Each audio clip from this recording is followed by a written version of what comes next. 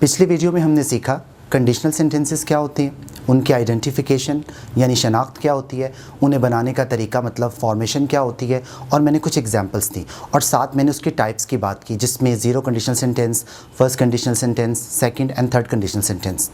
अगर आपने मेरी वो वीडियो नहीं देखी तो उसका लिंक डिस्क्रिप्शन में मौजूद है, आप उस वीडियो को लाजमी देखें। और अगर आपको मेरी वीडियो अच्छी लगे तो please subscribe my channel English with Asad Iqbal and press the bell icon button.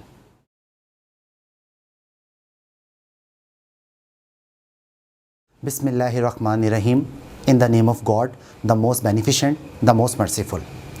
My name is Asad Iqbal and I welcome all of you with the Islamic greetings. Assalamu alaikum wa rahmatullahi wa barakatuhu. In this video, we are going to study how to use and identify zero conditional sentence. Urdu में zero conditional sentence किसी हक़ाइक़ को बयान करने के लिए इस्तेमाल किया जाता है। किसको बयान करने के लिए? किसी हक़ाइक़ को बयान करने के लिए इस्तेमाल किया जाता है। Now we discuss it in English. In English zero conditional sentence is used to describe facts and things that are always true. What does it mean? It's mean कि ज़ीरो कंडीशनल सेंटेंस किस चीज़ के लिए इस्तेमाल किया जाता है? Facts को बताने के लिए। अब हम इसके एक एग्जाम्पल देते हैं। Number 1, if you heat ice it melts। Urdu में इसका मतलब है अगर आप बर्फ़ को गर्म करते हो तो ये पिघल जाती है, और ये फैक्ट भी है। अब हम थोड़ा सा इसको समझते हैं। वो ये मैंने आपको बताया था कि a conditional sentence has two parts. One is called its condition and other is called its result. यानी कंडीशनल सेंटेंस के दो हिस्से होते हैं। पहले हिस्से को कंडीशन यानी जिसमें एक सूरत हाल बयान की जाती है, और दूसरा हिस्सा जिसमें रिज़ल्ट यानी नतीजा बयान किया जाता है। मैंने आपको एक और क्लासिफिकेशन बताई थी ग्रामर के लिहाज से कि ग्रामर के लिहाज से जो कंडीशनल सेंटेंस होता है इसे दो हिस्सों में डिवाइड किया जाता है। पहले हिस्से को हम कहते हैं प्रोटेसिस। पहले हिस्से को हम कहते हैं प्रोटेसिस और दूसरे हिस्से को हम कहते हैं अपोडेसिस। दूसरे हिस्से को हम क्या कहते हैं? अपोडेसिस। अब आप सबके जहनों में ये सवाल होगा कि सर ये प्रोटेसिस का मतलब क्या होता है, अपोडेसिस का मतलब क्या होता है? तो उसका सिंपल मतलब ये होता है कि प्रोटेसिस वो क्लॉज होती है, वो हिस्सा होता है जो एक कंडीशन यानी सूरत हाल को बयान करता है, और अपोडेसिस वो हिस्सा होता है या वो क्लॉज होती है कंडीशनल सेंटेंस की जो किसी रिज़ल्ट यानी नतीजे को बयान करती है। अब हम ज़ीरो कंडीशनल सेंटेंस की फॉर्मेशन को समझते हैं। मैंने आपको बताया था कि ज़ीरो कंडीशनल सेंटेंस की जो फॉर्मेशन है वो दो तरह से हम कर सकते हैं। नंबर 1, पहला तरीका ये है कि हम सबसे पहले लगाएंगे इफ़।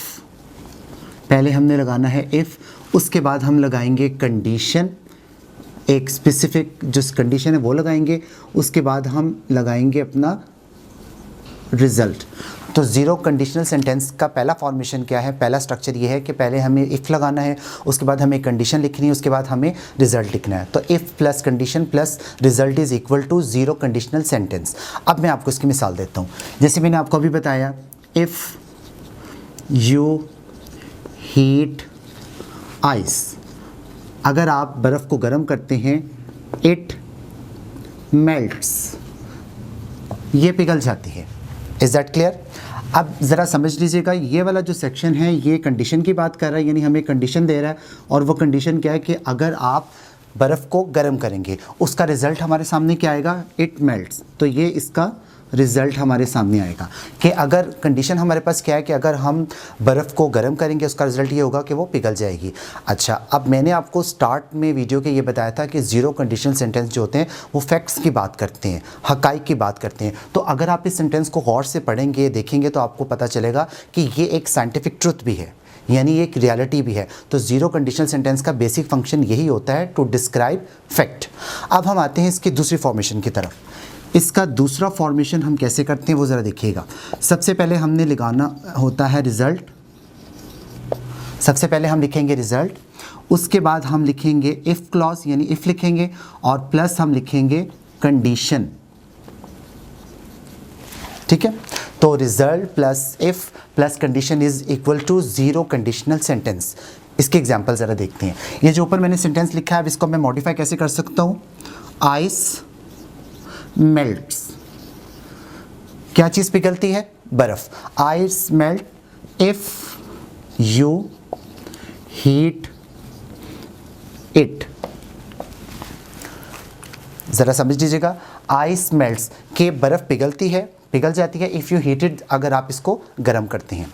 अब यहाँ पर एक छोटी सी बात है जो आपको समझनी है, वो ये, इन दोनों फॉर्मेशन में एक फ़र्क है। वो ये है, जब हम इस फॉर्मेशन को यूज़ करते हैं इफ़ यू हीट आइस, तो मैं यहाँ पर कॉमा लगाता हूँ। मैं कॉमा क्यों लगाता हूँ? कॉमा हमेशा एक क्लॉज को दूसरी क्लॉज से अलग करने के लिए, सेपरेट करने के लिए इस्तेमाल किया जाता है।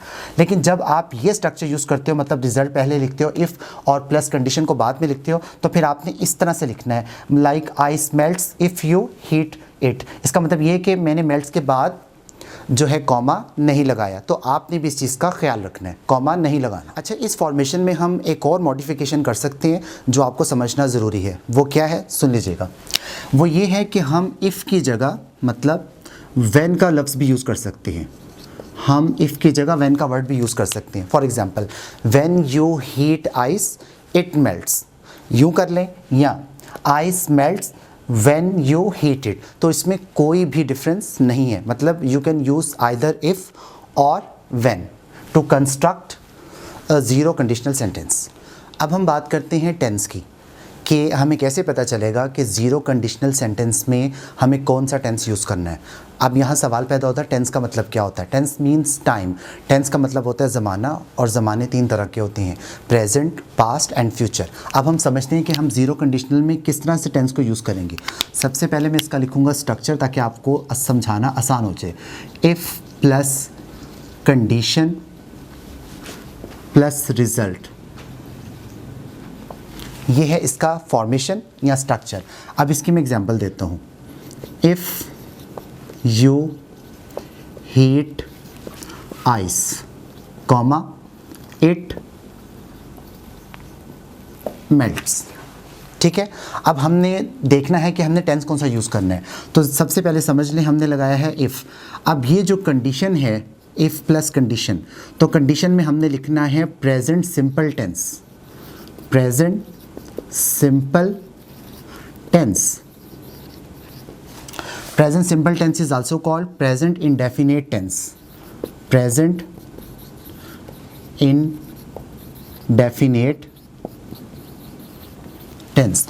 तो ज़ीरो कंडीशनल सेंटेंस की जब भी आपने कंडीशन लिखनी है, तो उसमें हमेशा आपने प्रेजेंट सिंपल टेंस लिखना है या प्रेजेंट इंडेफिनिट टेंस लिखना है। आगे अब जो इसका नेक्स्ट सेक्शन है वो है आपका रिजल्ट। तो उसमें भी आपने, इसके रिजल्ट में भी आपने क्या लिखना है? Present simple tense. Present simple tense और प्रेजेंट इंडेफिनिट टेंस। अब आपके ज़हन में सवाल आएगा कि सर दोनों में हम प्रेजेंट सिंपल टेंस या प्रेजेंट इंडेफिनिट क्यों यूज़ करेंगे? देखिए, ज़ीरो कंडीशनल सेंटेंस जो होता है वो फैक्ट की बात करता है। फैक्ट क्या है? If you heat ice it melts. तो जब भी आप किसी फैक्ट को लिखते हो तो हमेशा प्रेजेंट में लिखते हो, प्रेजेंट सिंपल टेंस में लिखते हो या प्रेजेंट इंडेफिनिट में लिखते हो। उसका जो रिजल्ट है वो भी डेफिनेट है, जाहिर सी बात है, तो उसको भी आप प्रेजेंट सिंपल टेंस में लिखते हो। अच्छा, एक मैं आपको एग्जाम्पल और देता हूँ ताकि आपको समझ आ जाए। If you boil water at 100 Celsius, it evaporates।